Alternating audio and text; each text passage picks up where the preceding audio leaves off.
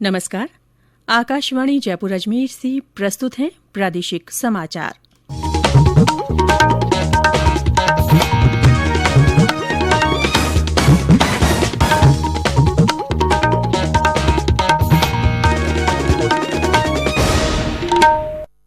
मुख्य समाचार।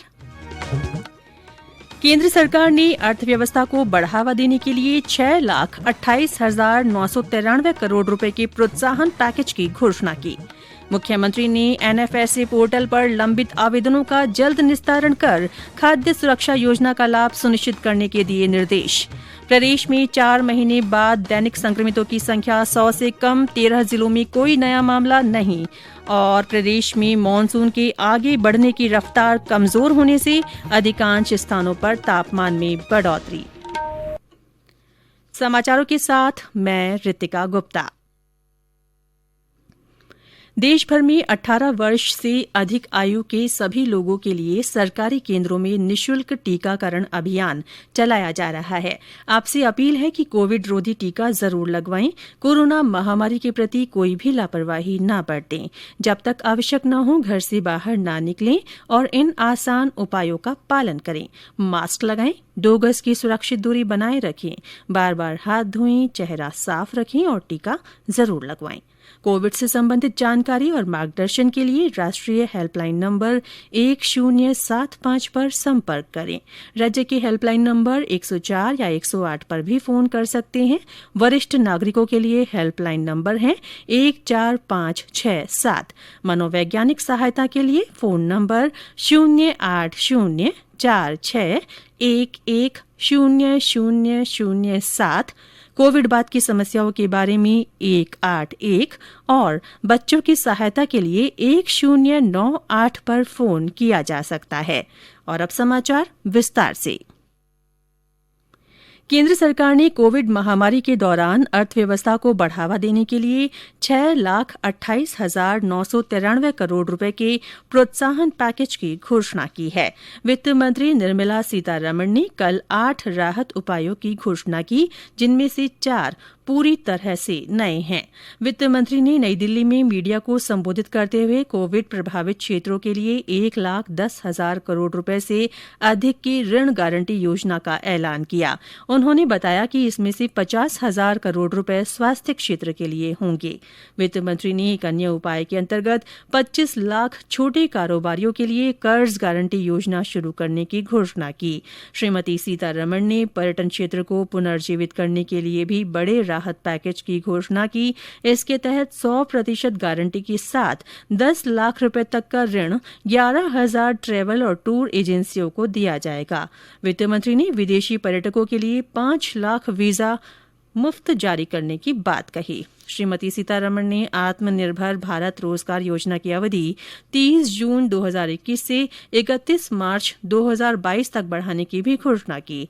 वित्त मंत्री ने बताया कि भारत नेट मॉडल के तहत सार्वजनिक और निजी भागीदारी से प्रत्येक गांव में ब्रॉडबैंड सुविधा पहुंचाने के लिए 19,041 करोड़ रुपए की अतिरिक्त व्यवस्था की गई है। प्रधानमंत्री नरेंद्र मोदी ने कहा है कि वित्त मंत्री द्वारा घोषित उपायों से सार्वजनिक स्वास्थ्य सुविधाओं में बढ़ोतरी होगी और कम सेवा वाले क्षेत्रों में चिकित्सा के बुनियादी ढांचे में निजी निवेश को बढ़ावा मिलेगा। साथ ही महत्वपूर्ण मानव संसाधनों में वृद्धि होगी। मुख्यमंत्री अशोक गहलोत ने अधिकारियों को एनएफएसए पोर्टल पर लंबित आवेदनों का जल्द निस्तारण कर खाद्य सुरक्षा योजना का लाभ सुनिश्चित करने के निर्देश दिए हैं। श्री गहलोत कल वीडियो कॉन्फ्रेंस के माध्यम से खाद्य और नागरिक आपूर्ति तथा उपभोक्ता मामले विभाग की समीक्षा बैठक में बोल रहे थे। मुख्यमंत्री ने कहा कि ऐसे प्रकरणों की भी समीक्षा की जाए जिन्होंने कई महीनों से राशन का गेहूं नहीं लिया है, ताकि उनके स्थान पर दूसरे जरूरतमंदों को तुरंत लाभ मिल सके। स्वायत्त शासन मंत्री शांति धारीवाल ने कहा है कि कोटा थर्मल की दोनों इकाइयां बंद नहीं होंगी। श्री धारीवाल ने कल ऊर्जा मंत्री बीडी कल्ला से इस बारे में बातचीत की। इन इकाइयों को 31 दिसंबर 2022 तक बंद नहीं किया जाएगा। ये समाचार आकाशवाणी जयपुर अजमेर से प्रसारित किए जा रहे हैं। समाचारों का सिलसिला यूं ही जारी रहेगा। उससे पहले कोरोना जागरूकता संदेश। चलो मिलकर एक शुरुआत करें, चलो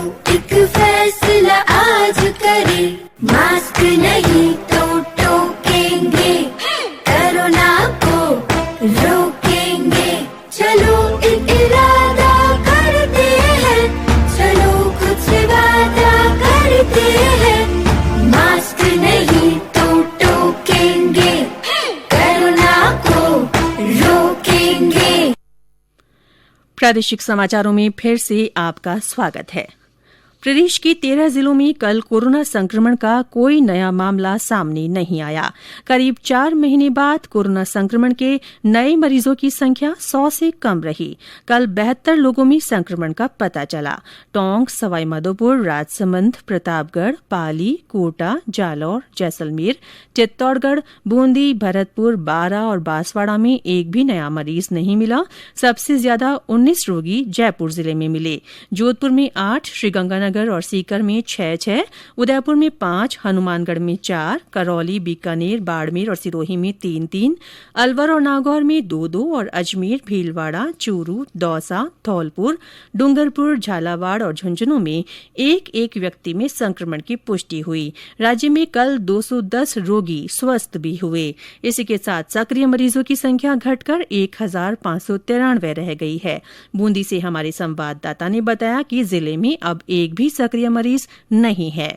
आम जन की जागरूकता, साथ ही प्रशासन एवं चिकित्सा विभाग के प्रयासों से कोरोना पर नियंत्रण संभव हो सका है। पिछले 13 दिनों में कोरोना का कोई नया केस नहीं आया है। खास बात यह है कि बूंदी पहली लहर में भी लगभग 2 महीने ग्रीन जोन में रहा था। अब तक जिले में 8,373 कोरोना पॉजिटिव केस मिले हैं। जिले की रिकवरी रेट 100% हो गई है। जिले के अस्पतालों में अब अन्य बीमारियों के मरीजों को भी भर्ती किया जा रहा है। जिला कलेक्टर ने कहा है कि अभी कोरोना गया नहीं है, वरन बूंदी वासियों को सतर्कता बरतना जरूरी है। राजकुमार दादी, आकाशवाणी समाचार, बूंदी।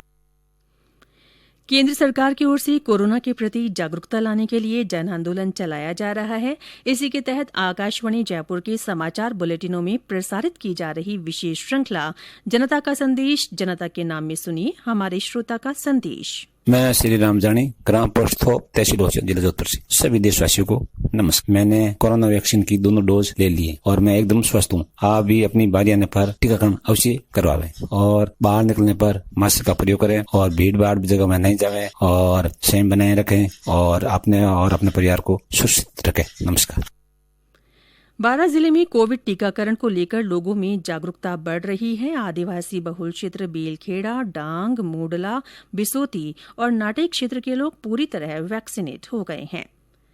दिल्ली के मैक्स अस्पताल के डॉक्टर बलबीर सिंह ने कहा है कि डेल्टा प्लस वेरिएंट सहित वायरस के किसी भी प्रकार से निपटने के लिए कोविड उपयुक्त व्यवहार और टीकाकरण की जरूरत है। कि डेल्टा प्लस वेरिएंट है, लेकिन ये वेरिएंट्स तो ये आरएनए वायरस है, ये आएंगे ही आएंगे और कुछ वेरिएंट्स ऐसे भी आएंगे जो ट्रांसमिसिबल कम होंगे, जो इनऑकस होंगे, कॉमन कोल्ड की तरह होंगे। इससे डरना नहीं है कि वेरिएंट आ गया, डेल्टा प्लस आ गया, हम बिल्कुल सब खत्म हो जाए, कुछ नहीं होने वाला। थर्ड वेव हो सकता है बिल्कुल माइल्ड आए, हमें प्रिकॉशंस लेने ही लेने, हमें वैक्सीन लेना ही लेना। डॉक्टर सिंह ने यह भी सलाह दी कि कोविड-19 से ठीक हुए मरीजों को दिल के दौरे के खतरे से बचने के लिए सावधानी बरतनी चाहिए। ज्यादा एक्टिविटी नहीं रखनी, इतना नहीं कि कोविड ठीक हुआ अब मैं भाग सकता हूँ, अब मैं जिम जा सकता हूँ, बिल्कुल नहीं जाना। 2 महीने लाइफ को बिल्कुल इजी लेना है। अगर आपको सांस फूलता है, अगर आपको बहुत वीकनेस है, आपको पल्स डाउन है, आपको उठने में तकलीफ हो रही है, बीपी डाउन हो रहा है, इमीडिएटली कार्डियोलॉजिस्ट को मिले, क्योंकि हार्ट में भी कुछ हो सकता है। प्रदेश में मानसून के आगे बढ़ने की कमजोर रफ्तार के बाद अधिकांश स्थानों पर तापमान में बढ़ोतरी हुई है। इससे गर्मी का असर बढ़ गया है। चूरू और सवाईमाधोपुर में अधिकतम तापमान 43.2 डिग्री सेल्सियस रहा। 15 से अधिक शहरों में पारा 40 डिग्री सेल्सियस से ऊपर पहुंच गया। बीते 24 घंटों में बांसवाड़ा सहित कुछ स्थानों पर हल्की बारिश हुई। मौसम विभाग के अनुसार आज से बारिश और तेज हवाओं का दौर लगभग 1 सप्ताह के लिए थमने की संभावना है। और अंत में मुख्य समाचार एक बार फिर। केंद्र सरकार ने अर्थव्यवस्था को बढ़ावा देने के लिए 6,28,993 करोड़ रुपए के प्रोत्साहन पैकेज की घोषणा की है। मुख्यमंत्री ने एनएफएसए पोर्टल पर लंबित आवेदनों का जल्द निस्तारण कर खाद्य सुरक्षा योजना का लाभ सुनिश्चित करने के निर्देश दिए हैं। प्रदेश में 4 महीने बाद दैनिक संक्रमितों की संख्या 100 से कम रही है। 13 जिलों में कोई नया मामला नहीं मिला है। और प्रदेश में मानसून के आगे बढ़ने की रफ्तार कमजोर होने से अधिकांश स्थानों पर तापमान में बढ़ोतरी दर्ज की गई है। इसी के साथ प्रादेशिक समाचार बुलेटिन समाप्त हुआ। हमारा अगला बुलेटिन हिंदी में दोपहर 12:30 बजे प्रसारित होगा। नमस्कार।